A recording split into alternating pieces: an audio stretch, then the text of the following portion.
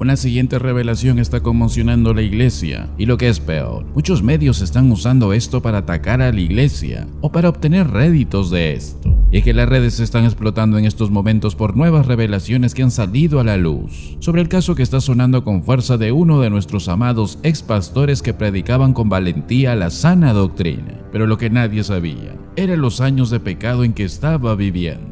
Y peor aún, están afirmando que no fue confesión de pecado el que el pastor Steven Lawson haya declarado a los ancianos, sino que lo hizo porque ha sido advertido por los padres de la mujer vinculada con él en el pecado de adulterio. Y es que según ha revelado hace instantes, el copastor Phil Johnson, quien es anciano de la iglesia Grace Community Church, declaró que el pastor caído en desgracia y ex decano del Master Seminary, Steven Lawson, tuvo una relación de 5 años con una mujer de unos 20 años de edad. Él dijo: "Él tiene 73 años, ella tiene más de 20", dijo Phil Johnson. Además, también informó a la iglesia que la mujer no es miembro de la iglesia de Lawson y que ella vive en una ciudad diferente, lejos de cualquiera de los ministerios en los que sirvió y trabajó el pastor Steven. Con esta información, tal parece que toda esta investigación no se va a detener, sino que tristemente va a empeorar, porque se va a investigar hasta qué punto fue toda esta relación, y en donde están afirmando, según expertos, que en estos casos tan delicados, cualquier comportamiento inmoral por parte de un líder de la iglesia hacia alguien bajo su cuidado espiritual o en una posición de menor poder y autoridad es considerado apto para ser detenido, como es el caso de Texas, en donde tienen una ley que penaliza este tipo de circunstancias por parte de líderes, excepto en California, por lo que se espera que se continúen las investigaciones para que todos estos hechos se esclarezcan. En declaraciones del copastor Phil Johnson, también declaró que Lawson informó a los ancianos de su iglesia sobre su relación inapropiada, pero solo después de que el padre de la mujer confrontara a Steven y advirtiera con exponerlo. Él dijo: "Esto no fue una confesión de pecado". El mismo copastor también afirmó en el contexto de lo que ha descubierto con el fin de esclarecer los hechos dentro de la denominación, ya que Steven también era muy apegado al ministerio de Phil Johnson. Él dijo que calificar la relación de inapropiada es demasiado ambiguo, porque no se trata como si fuese una circunstancia en donde alguien simplemente los hubiera sorprendido tomados de la mano, sino que esto ha abarcado aún mucho más, ya que esta fue una relación de 5 años con fuertes connotaciones románticas, pero que lo mantenían bajo extrema reserva, hasta que recién el padre de ella quiso exponer al pastor Lawson, luego de que esto ya se llegó a enterar hace tan solo unas pocas horas atrás. Ambas partes, el pastor Lawson y la mujer, afirman e insisten que no hubo fornicación literal, pero su vínculo mutuo era adúltero en espíritu, sino en la realidad.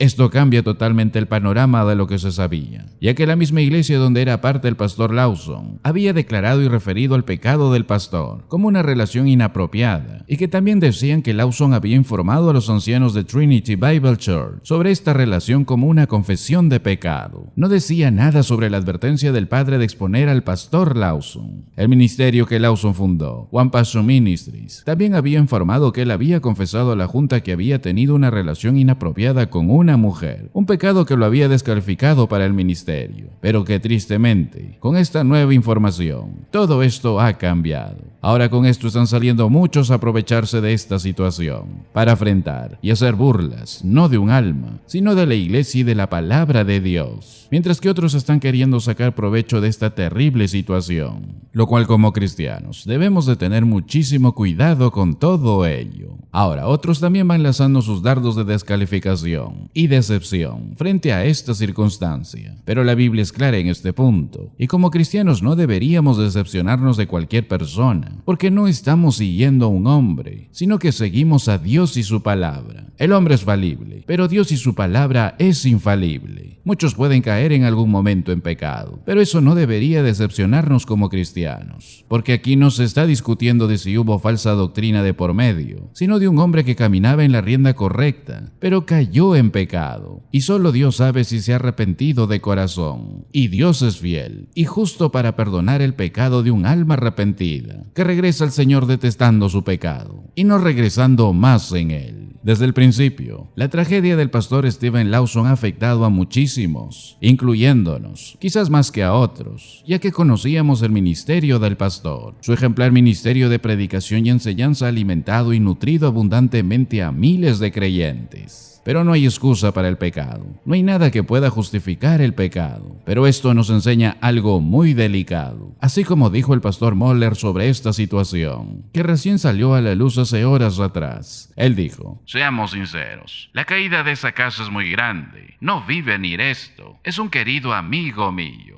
Pero sin embargo, el pastor continuó diciendo: en retrospectiva, podía haber un patrón que llevaría a este resultado. En particular, porque Lawson pasaba una gran cantidad de tiempo viajando solo y exponiéndose a estar solo por todo el mundo. Describiendo de esta forma el pecado de Lawson como una catástrofe y como una plaga que está queriendo manchar a la iglesia con constantes noticias similares. Y es que ha aumentado la cifra de pastores que han caído en adulterio, en donde más de 16 eran parte de grandes megaiglesias. Ahora, sabemos que muchos de ellos decían ser de la luz, pero no lo eran, mientras que otros son de la luz, han caído en pecado. Y el libro de Proverbios tiene mucho que decir acerca de cómo la inmoralidad nos daña de manera agresiva. En el 5º capítulo de Proverbios, lo vemos en el capítulo 6, lo vemos en el capítulo 7, en el capítulo 9. Hay una lista bastante larga de cosas muy prácticas para mostrarnos que la fornicación es completamente dañina. En 1 Corintios el apóstol Pablo dice: ni forniquemos, como algunos de ellos fornicaron, y cayeron en un día 23,000. El apóstol Pablo dice que no cometan fornicación, y se encuentren en la misma situación en la que estuvo Israel, cuando murieron esos 23,000 en un solo día. Esto nos muestra que el pecado tiene un efecto devastador, particularmente el pecado de inmoralidad.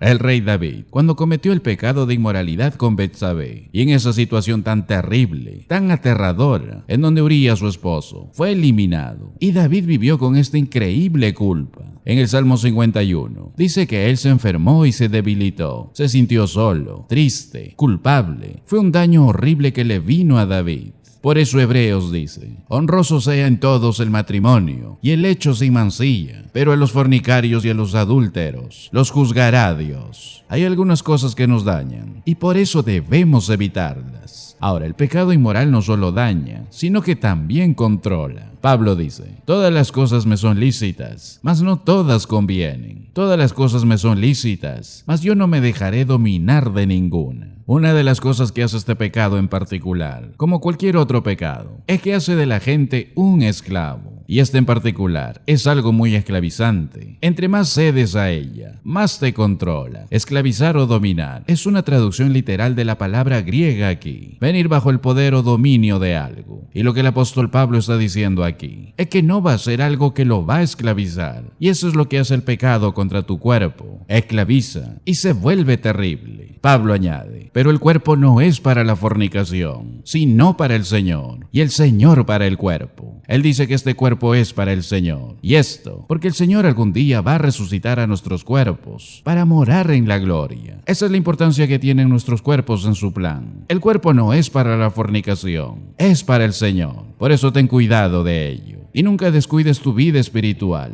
ni te metas en circunstancias que puedas estar vulnerable, sino más bien, crece en el Señor y comparte esta verdad como advertencia a otras almas que necesitan ser edificadas.